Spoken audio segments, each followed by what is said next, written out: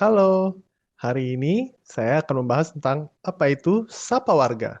Sapa Warga adalah suatu layanan publik berbasis digital, di mana banyak sekali akses atau layanan yang dapat dilakukan di aplikasi Sapa Warga.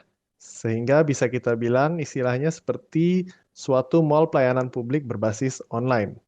Nah, namun pada tahap pertamanya hanya bisa diakses melalui pengurus RW. Nah, jadi akses Sapa Warga ini belum bisa diakses untuk semua warga, namun hanya pengurus RW saja. Nah, namun pada ujungnya, pada nanti di kemudian hari, akan diimplementasikan untuk bisa dinikmati semua warga Jawa Barat.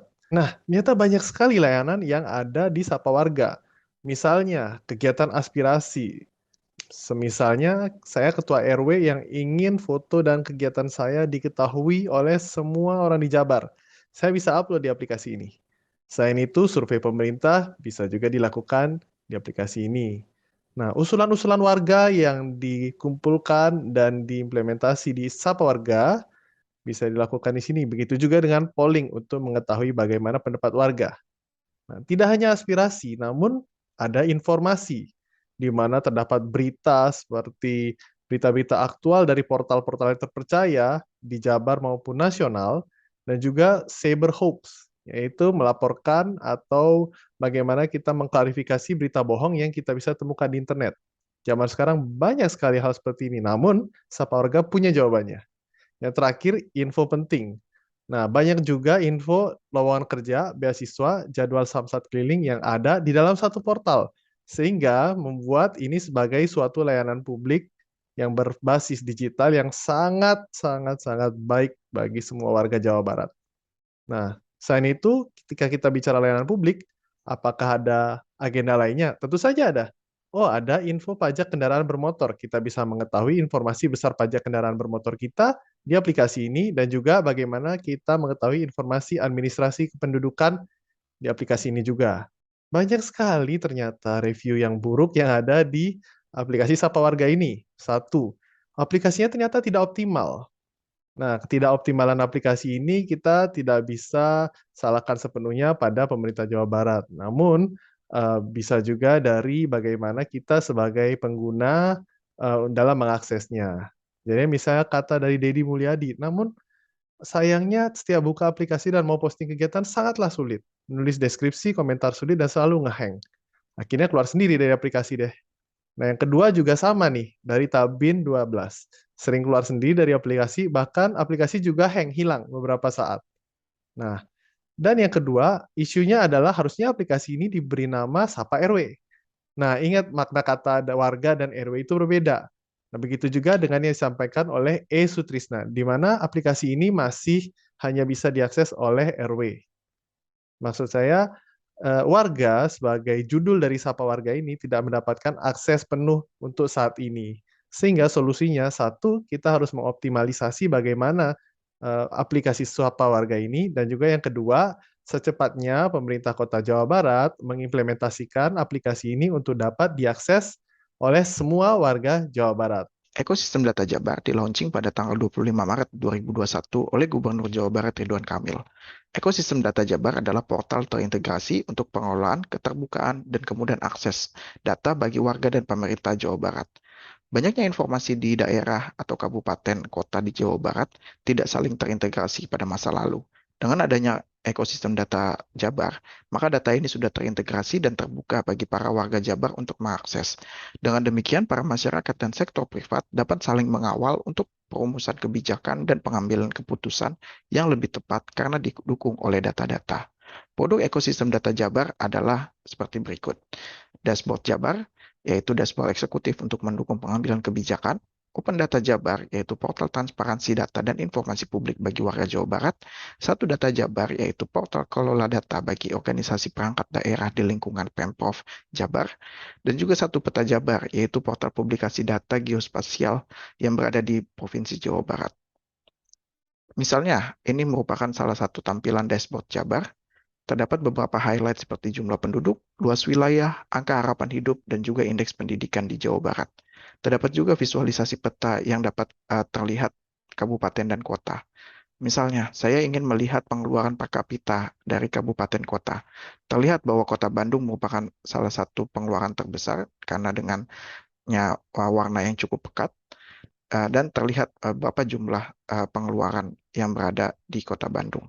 Kita juga dapat mengecek indeks pendidikan. Misalnya sebaran pendidikan di Jawa Barat, Kota Bekasi paling tinggi dan juga Kota Pangandaran yang paling rendah. Informasi atau data ini dapat sangat bermanfaat untuk pembuatan kebijakan bagi para stakeholder-stakeholder yang terkait. Kemudian ada juga Open Data Jabar, yaitu beberapa informasi geografis yang ada di Jawa Barat. Seperti saya mengecek wisatawan di Jawa Barat, terlihat adanya penurunan di tahun 2020. Hal ini karena adanya pandemi COVID-19. Hal ini, informasi ini sangat berguna untuk kedepannya, sehingga dapat Provinsi Jawa Barat menerapkan kebijakan untuk meningkatkan kembali wisatawan setelah COVID-19 selesai. Ada juga satu data Jabar, yaitu portal atau platform pengelolaan bagi para perangkat daerah di lingkungan pemerintah Provinsi Jabar. Sebagai masyarakat luas, kami tidak dapat mengakses. Tetapi mungkin ASN Pemprov Jabar ini dapat mengakses dan berbagi informasi data di dalam platform ini. Hal ini mencerminkan Smart ASN yang sudah diterapkan di Provinsi Jawa Barat. Setelah itu ada juga satu peta Jabar. Misalnya terlihat peta Provinsi Jawa Barat, kemudian saya ingin mencari tentang jalan, dan terlihat adanya jalan utama dan jalan arteri maupun jalan tol. Bahkan tidak hanya itu, ada juga rencana jalan tol yang terlihat di dalam data geospasial ini, sehingga data ini dapat berguna bagi para masyarakat. Menurut saya, website ini sangat mudah diakses dan juga cepat untuk loadingnya. Tutorialnya jelas untuk pengguna pemula dan dapat diakses dimanapun dan kapanpun. Mungkin saran saya adalah dapat dibuatnya aplikasi dalam gawai sehingga banyak masyarakat yang bisa mengakses melalui HP bila tidak mempunyai laptop. Dan juga mungkin data lebih baik diupdate setiap bulan sekali atau mungkin 3 bulan sekali. Karena data yang saya lihat adalah tahun 2021, mungkin dengan adanya sistem terintegrasi, kabupaten kota dapat memberikan data-data dengan cepat setiap 1 atau 3 bulan sekali, sehingga produk kebijakan pun dapat dengan baik diambil dengan menggunakan data-data terkini. Pelaksanaan penyelenggaraan pemerintah dalam upaya mewujudkan smart governance beserta isu aktual yang dihadapinya. Contoh yang saya angkat adalah Desa Digital di Jawa Barat, yang merupakan salah satu bagian dari program Jabar Digital Service.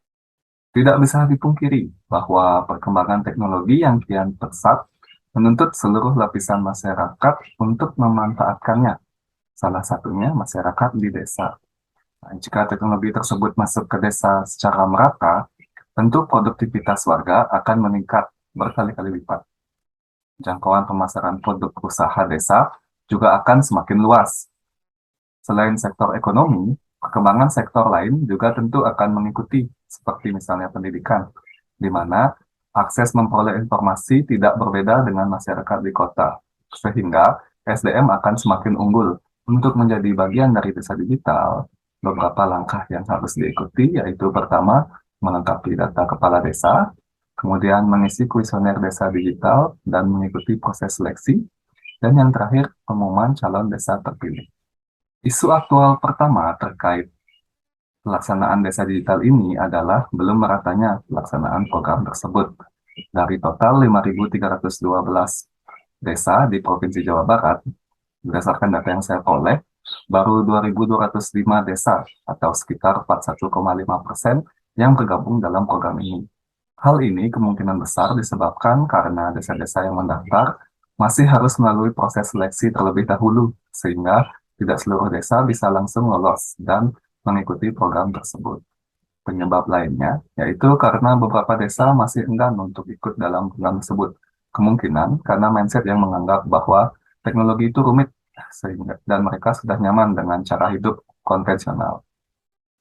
Solusi yang dapat dilakukan adalah dengan mensosialisasikan manfaat dari program desa digital ini ke desa-desa yang belum terdaftar tersebut, sehingga program terlaksana secara merata di seluruh desa di Provinsi Jawa Barat.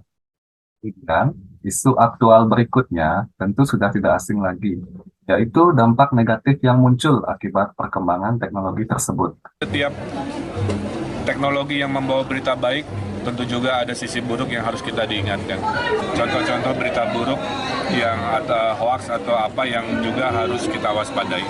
Berdasarkan video tadi, seperti yang Pak Ridwan Kamil sampaikan, dampak-dampak buruk seperti penyebaran berita hoax dapat kita cegah dengan memberi edukasi kepada masyarakat.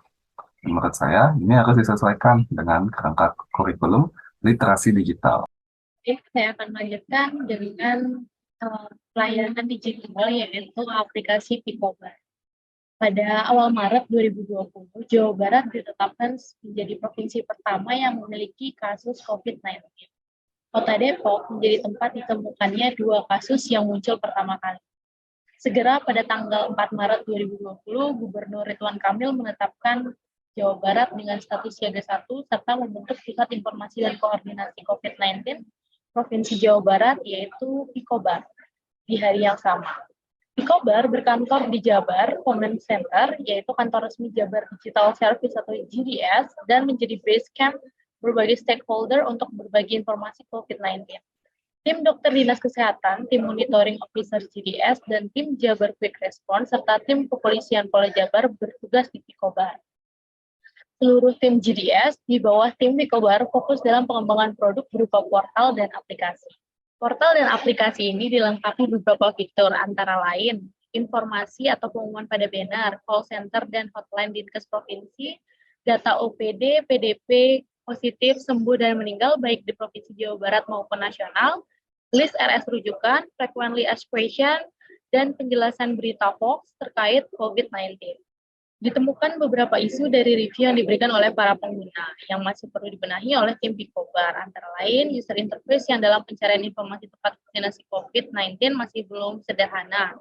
Call center WhatsApp harus lebih komunikatif, real-time hasil tes COVID-19 bagi warga, dan data belum terintegrasi dengan aplikasi Peduli Lindungi. Berdasarkan hasil analisa dan diskusi, maka solusi yang dapat kami berikan adalah penyederhanaan user interface, terutama untuk pengguna aplikasi yang sudah lanjut usia dan difabel, call center 24 jam yang lebih komunikatif dan informatif, update hasil tes COVID-19 langsung setelah dipublish oleh rumah sakit atau klinik pengetesan, dan mencoba mengintegrasikan Peduli Lindungi dengan Picobar sehingga nantinya dapat menjangkau seluruh daerah di Indonesia. Yaitu tentang Jabar Command Center.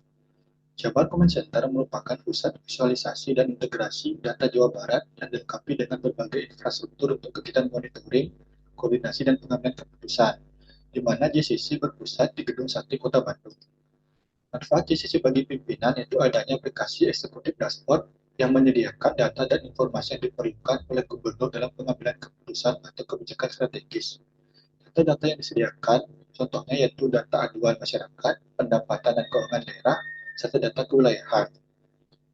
Dan manfaat bagi masyarakat yaitu adanya monitor aduan masyarakat, di mana masyarakat dapat dengan mudah secara online mengirimkan keluhan, saran, atau kritikan kepada pemerintah. Dan adanya sosial media analitik dan disaster management, di mana disaster management digunakan untuk memantau daerah yang terdampak bencana alam dan perkembangannya. Di samping manfaat yang dimiliki oleh JCC, terdapat beberapa isu aktual. Yang pertama itu isu eksternal yang berasal dari masyarakat, mana tingkat partisipasi masyarakat yang masih rendah terhadap pelayanan yang disediakan oleh JCC, di mana masih sedikit masyarakat yang mau dan mampu menggunakan aplikasi yang terdapat di JCC. Sebagai contoh, pada tahun 2021, dari 183 musibah kebakaran, hanya ada 75 laporan menggunakan aplikasi NTPD 12 yang masuk ke JCC dari masyarakat. Kemudian isu internal yang terkait dengan pengelola instansi yaitu masih minimnya jumlah sumber daya manusia terampil yang mengelola JCC.